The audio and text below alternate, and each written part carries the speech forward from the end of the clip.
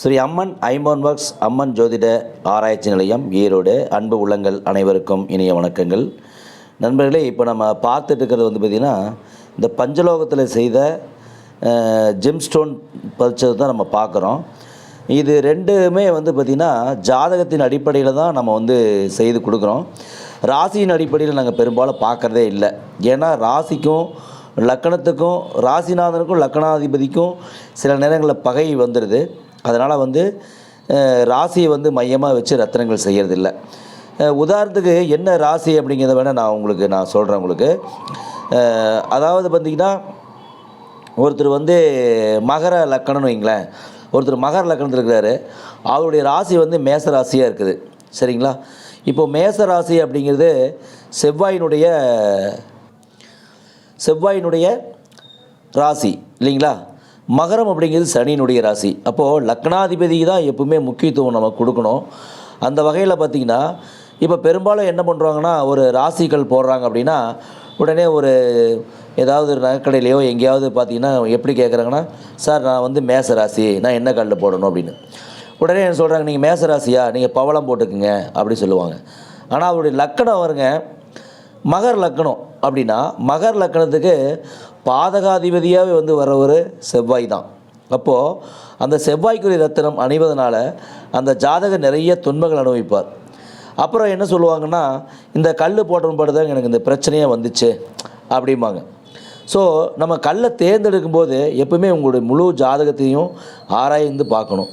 அது மட்டும் இல்லை, ஒவ்வொரு ரத்தினங்கள் நீங்கள் அணிந்தாலும் திதி யோகம் கரணம் இதன் அடிப்படையில் ஒரு சில வழிபாடுகள், உருவ வழிபாடு, சில தானியங்கள் தானம் கொடுக்கறது, இதெல்லாம் செய்யும்போது தான் பார்த்திங்கன்னா அந்த கிரகங்கள் மேலும் பலப்பற்று நமக்கு சில நன்மைகள் செய்யுதுங்க. இந்த வகையில் பார்த்திங்கன்னா இப்போ நம்ம இந்த 3 கல் வச்சுருக்கோம் இல்லைங்களா? அதாவது பச்சை, ஒயிட் ஜர்கான், கருநீலம், மரகத பச்சை, ஒரிஜினல் ஒயிட் ஸ்டோன், கருநீலம், இதை 3மே பார்த்திங்கன்னா புதன், சுக்கிரன், சனி அப்படிங்கிற ஆதிக்கம் தான். ஸோ அது எந்த ஜாதகம் அப்படின்னு பார்த்தீங்கன்னா இந்த ஜாதகம் தாங்க. பாருங்க, 6/8/82 பிறந்திருக்கிறாங்க. 9/10 காலையில் ஈரோட்டில் பிறந்திருக்காங்க. இவருடைய லக்கணம் பாருங்கள், கன்னி லக்கணம். சரிங்களா? லக்கணாதிபதி எங்கே இருக்காருங்க? 12ஆம் இடத்துல மறைவு ஸ்தானத்தில் இருக்கிறார் இல்லைங்களா? இது இப்போ 2ஆம் இடம் சொல்லக்கூடிய துலாம் வீட்டுக்கு அது பாதகம். சரிங்களா? அப்போ சிம்மம் அப்படிங்கிற வீட்டுக்கு 2ஆம் இடமான துலாம் மாரகம். இப்போது புதனும் அந்த 2ஆம் இடமும் மாரகம் பாதகமாக இருக்குது இல்லைங்களா? அப்போ கட்டாயம் இவர் பொருளாதாரத்தில் பெரிய நெருக்கடியில் இருந்திருப்பார் அப்படிங்கிறத நம்ம ஈஸியாக சொல்லிடலாம். அது மட்டும் இல்லை, பாதகாதிபதியும் 8ஆம் அதிபதியுமே 2ஆம் இடத்துல இருக்கிறாங்க. அந்த ஜாதகருக்கு கூடுதலான பொருளாதார சிக்கல் இருக்கும் அப்படிங்கிறது, குடும்பம் சார்ந்தமான பிரச்சனைகளையும் சந்திச்சுப்பார். காரணம் என்னென்னா, 8ஆம் அதிபதியான செவ்வாயும் 7ஆம் அதிபதி பாதகாதிபதியான குருவும் தனஸ்தானத்தில் குடும்பஸ்தானத்தில் இருக்கிறது அப்படிங்கிறது. ரெண்டாவது பார்த்திங்கன்னா இந்த குடும்பஸ்தானத்தை கேதுனுடைய பார்வை வேறு இருக்குது இல்லைங்களா? அப்போது சரி, தனஸ்தானாதிபதி எங்கே இருக்காருன்னு கேட்டிங்கன்னா அவர் 10ஆம் இடத்துல இருக்கிறார். நட்பு வீடு தான், இருந்தாலும் ராகுவோடு சேர்ந்துருக்காரு அப்படிங்கிறத நம்ம தெரிஞ்சுக்க முடியும். லக்னத்திலே சனி 5ஆம் அதிபதி அப்படின்னு சொல்கிற வரைக்கும் நல்லது. அதே நேரத்தில் 6ஆம் அதிபதியும் அவர் தான். அப்போ ருணரோக சத்துரு ஸ்தானாதிபதி, கடன், நோய், வழக்கு அப்படிங்கிறத கட்டாயம் அவங்க சந்திச்சிருப்பாங்க அப்படிங்கிறத நம்ம பார்க்கலாம். இன்னொரு முக்கியமான விஷயம் என்னென்னு கேட்டிங்கன்னா, இந்த ராகு கேது இருக்கு இல்லைங்களா? ராகு கேது இதற்கு மையப்புள்ளி அப்படிங்கிறது பார்த்திங்கன்னா அந்த லக்கணம் தான். இந்த ராகு கேதோட மையப்புள்ளியுமே லக்கணம் தான் வருது. அப்போ எப்படி பார்த்திங்கனாலுமே இதில் இங்கே சுக்கிரன், புதன், சனி இந்த 3 கிரகங்களுமே அந்தனுடைய ஜாதகருக்கு நற்பலனை தருவதற்கான வாய்ப்புகளை இழந்து விடுகிறார்கள். நற்பலனை தரக்கூடிய கிரகமே சுக்கிரன், சனி, புதன் தான்.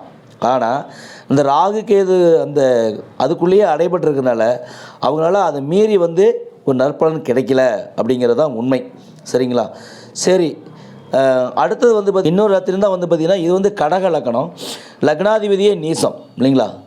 இது கடக லக்கணம், லக்னாதிபதியே நீசமாக இருக்கிறாருங்க. அதே நேரத்தில் இங்கே செவ்வாயும் பார்த்திங்கன்னா வக்கரம், குருவும் பார்த்திங்கன்னா 8ஆம் இடத்துல. இப்படி இருக்கும்போது என்னென்னா, அந்த ஜாதகருக்கு எவ்வளோ தான் யோகங்கள் கிடைச்சாலும் அவங்களுக்கு கொஞ்சம் சில கஷ்டங்கள் அப்படிங்கிறது கொஞ்சம் இயற்கையாக வர செய்யுது. அப்போது இவங்களுக்கு லக்கணத்தின் அடிப்படையில் லக்கணத்துக்கு சுபராக இருக்கக்கூடிய இந்த சந்திரன், செவ்வாய், குரு இந்த 3 ரத்தினங்களையும் நம்ம அணிஞ்சிக்கிட்டு அதோட திதி யோகம் கரணத்தின் அடிப்படையில் சில வழிபாடுகள் செய்யும்போது நிச்சயமாக அவருக்கு ஒரு நல்ல பலன் ஏற்படுகிறது அப்படிங்கிறது தான் சொல்ல முடியும். இப்போது ஒரு சிலர் சொல்லலாம், கல்லை போட்டதுமே அவங்க கோடீஸ்வரன் ஆயிடுவாங்களா? அப்படியெல்லாம் எதுவுமே கிடையாதுங்க. கோயிலுக்கு போகிறாங்க, வருஷத்துக்கு நீங்கள் 360 நாள் கோயிலுக்கு போங்க, 30 வருஷம் கோயிலுக்கு போங்க, என்ன பலன் கிடைக்கிது? எல்லாமே நம்பிக்கை, நல்ல நல்ல எண்ணங்களை வளர்த்திக்கிறது. இதன் அடிப்படையில் தான் நம்ம வாழ்க்கையில் முன்னேற்றம் அடைகிறோம். இந்த ரத்தினங்கள் அப்படிங்கிறது அதற்கு ஒரு தூண்டுகோலாக நமக்கு உதவி புரியும். சரிங்களா? நிறைய பேத்துக்கு வாழ்க்கையில் நிறைய முன்னேற்றங்கள் அடைஞ்சிருக்குது, எனக்கே அடைஞ்சிருக்குது. ஏன்னா நான் ஆரம்பத்திலேருந்தே இந்த ஃபீல்டு கிடையாது. ஆனால் நாளடைவில் பார்த்திங்கன்னா இன்றைக்கி இந்த ஃபீல்டுலேயே ஜோதிடராகவும் ஆகி ரத்தினங்கள் செய்யக்கூடிய அளவுக்கு நமக்கு மாறி இருக்கிறோன்னா காலப்போக்கில் எல்லாமே நமக்கு தேவையானது கிடைக்கும். ஓகேங்களா நண்பர்களே? இது சம்மந்தமான உங்களுக்கு எதாவது தேவை இருக்குது, ரத்தினங்கள் அணியணும் அப்படின்னா நீங்கள் உங்கள் ஜாதகத்தில் வாட்ஸ்அப்பில் அனுப்பி என்ன ரத்தினங்கள் அணிஞ்சிக்கலாம் அப்படிங்கிறத தெரிஞ்சுக்குங்க. ஒன்றும் தவறு கிடையாது. எக்காரணத்தை கொண்டு ராசிக்கு நீங்கள் ரத்தினங்கள் அணிவதாக இருந்தால் அந்த ராசிநாதனுக்கும் லக்னாதிபதிக்கும் நட்பாக இருக்குதா, திரிகோணாதிபதிகளா அப்படிங்கிறத தெரிஞ்சுக்கிட்டு கட்டாயமாக நீங்கள் அணிய வேண்டும் என்று கேட்டுக்கொள்கிறேன். சரி, அம்மன் ஐமன் ஒர்க்ஸ், அம்மன் ஜோதிட ஆராய்ச்சி நிலையம், Erode, gemstone and astrology, nearby bus stand. நன்றி நண்பர்களே.